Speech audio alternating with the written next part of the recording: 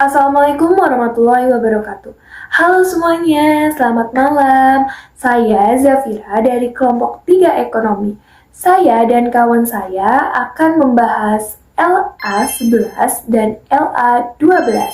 Tetapi di sesi pertama ini, saya dan teman saya yaitu Sabit dan Rosa Maulina akan membahas tentang LA11. Kira-kira LA11 tentang apa ya? Jadi LA11 itu tentang penyebab inflasi.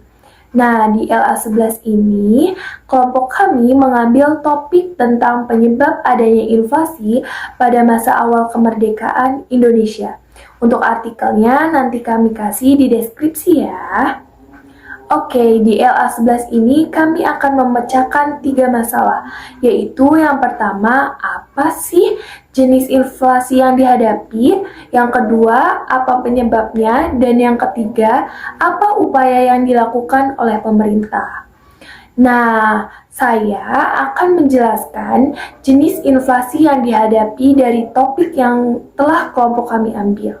Jadi, menurut kelompok kami, jenis inflasi yang dihadapi pada artikel tersebut yaitu jenis inflasi kenaikan biaya produksi atau bisa disebut cost plus inflation.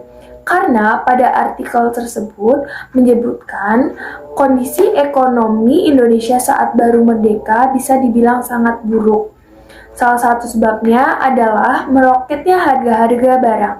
Jadi, inflasi yang disebabkan oleh kenaikan biaya produksi biasanya terjadi di negara yang pertumbuhan ekonominya sedang berkembang atau tumbuh pesat, seperti di Indonesia. Nah, itu dia jenis inflasi yang dihadapi oleh Indonesia pada masa awal kemerdekaannya. Selanjutnya, apa ya penyebab inflasi dari awal kemerdekaan Indonesia itu? Nah, untuk memecahkan masalah yang kedua, akan dipecahkan oleh teman saya, yaitu Sabit. Dipersilakan untuk Sabit. Oke, terima kasih Zafira. Saya Sabit Kolbi akan melanjutkan masalah yang kedua, yaitu apa penyebab terjadinya inflasi pada awal kemerdekaan. Jadi menurut kelompok kami, ada beberapa faktor, yaitu yang pertama, kondisi ekonomi pasca perang. Setelah kemerdekaan pada tahun 1945, Indonesia berada dalam kondisi ekonomi yang sangat sulit karena Perang Dunia Kedua.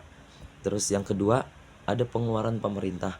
Pemerintah Indonesia pada masa itu dalam upaya untuk membangun infrastruktur dan memerangi penjajah serta melindungi kedaulatan negara harus mengeluarkan banyak uang. Yang ketiga, ada ketidakstabilan politik. Ketidakstabilan politik dapat mengganggu produksi dan distribusi barang sehingga menyebabkan peningkatan harga. Oke. Selanjutnya, masalah yang ketiga yaitu upaya yang dilakukan pemerintah akan dilanjutkan oleh Rosa Maulina. Baik, terima kasih Sabit. Saya Rosa Maulina akan melanjutkan masalah yang ketiga, yaitu apa upaya yang dilakukan pemerintah untuk mengatasi inflasi pada artikel tersebut. Yaitu, upaya yang dilakukan pemerintah Indonesia dalam masa awal kemerdekaan Indonesia dimulai pada tanggal 1 Oktober 1945 yang menetapkan berlakunya mata uang yang beredar secara bersamaan di wilayah Republik Indonesia, yaitu uang Dejavac Bank, uang Hindia Belanda, dan uang Jepang. Pada tanggal 2 Oktober 1945, pemerintah menetapkan uang nica tidak berlaku di wilayah RI. Kemudian, pada tanggal 3 Oktober 1945, pemerintah secara resmi menentukan jenis uang yang sementara masih berlaku sebagai alat pembayaran yang sah. Indonesia memiliki 4 mata uang yang sah, yaitu yang pertama, sisa zaman kolonial Belanda, yaitu uang kertas Dejavac Bank. Yang kedua, uang kertas dan logam pemerintah Hindia Belanda yang telah disiapkan Jepang sebelum menguasai Indonesia, yaitu Dejavac Regerings dengan satuan Gulden F yang dikeluarkan tahun 1942. Yang ketiga, uang kertas pendudukan Jepang yang menggunakan bahasa Indonesia, yaitu Dai Nippon emisi 1943 dengan pecahan bernilai Rp100. Yang keempat, Dai Nippon Teikoku Seibu emisi 1943 bergambar wayang orang Satria Gatot Kaca bernilai Rp10 dan gambar rumah Gadang Minang bernilai Rp5. Oke, selanjutnya dilanjut LA12 tentang post-test penyebab inflasi yang dibacakan oleh Fanny.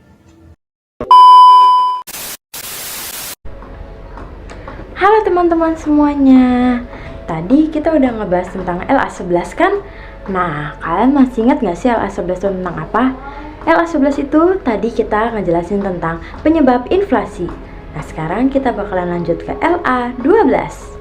Oke teman-teman, sekarang kita masuk ke post-test yang pertama. Post-test yang pertama ini ada kenaikan harga BBM dan juga gas.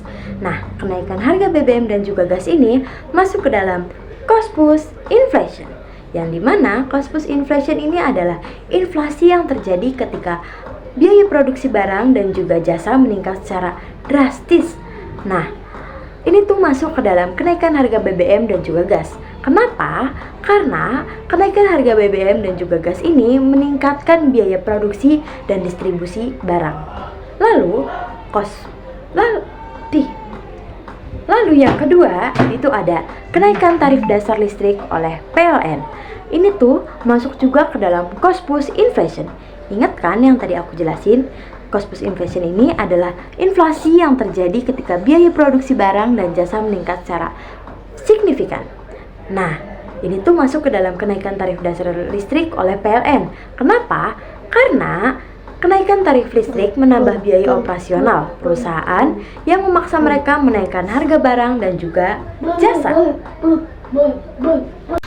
Oke, terima kasih kepada Fanny. Teman-teman, kita lanjut ke nomor 3 dan 4 dari LA12 bersama saya, Renita.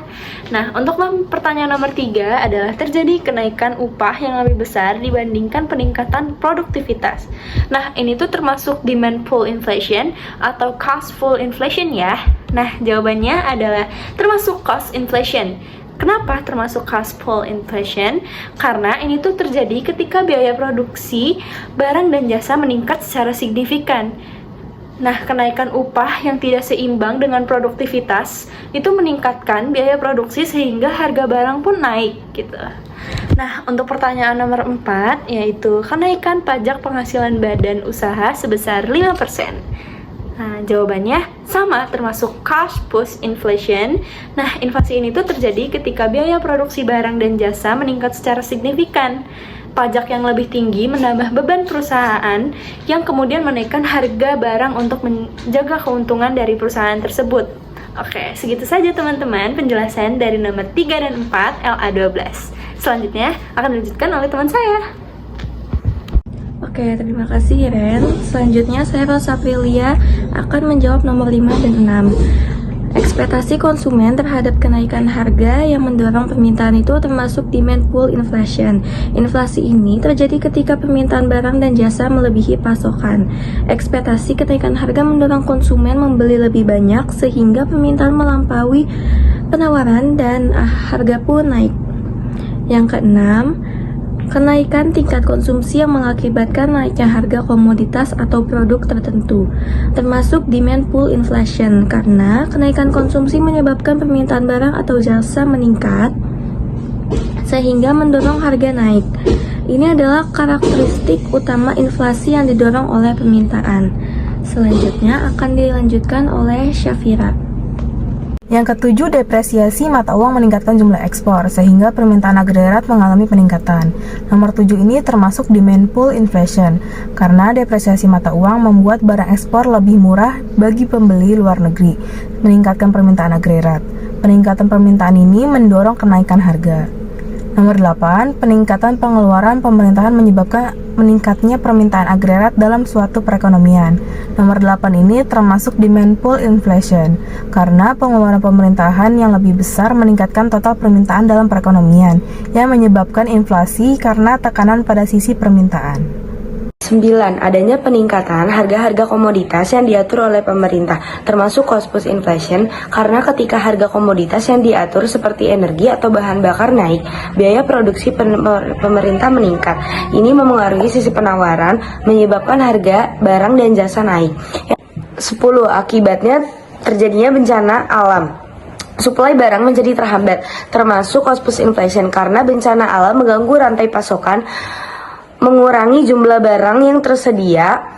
Ketika penawaran berkurang, harga cenderung naik yang mencerminkan inflasi yang didorong oleh biaya.